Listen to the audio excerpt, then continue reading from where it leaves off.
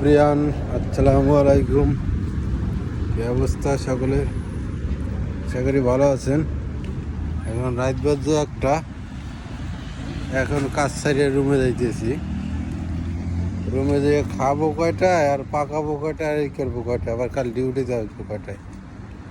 এখন রাইতে একটা বাজে রুমে যাবো। এখন রুমে যেয়ে পাকাবো না খাবো না কী করবো টেনশনেই আছি।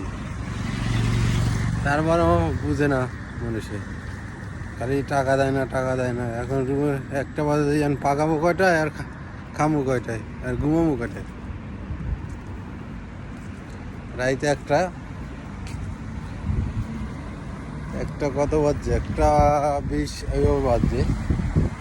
এখন যাইতেছি রুমে হাঁটতে হাঁটতে। এখন যে পাকান লাগবে খাওয়া, তারপরে খাওয়া, নাহলে তোর খাওয়া চলবে না। পাকাই এরপর খাইতে হইবে।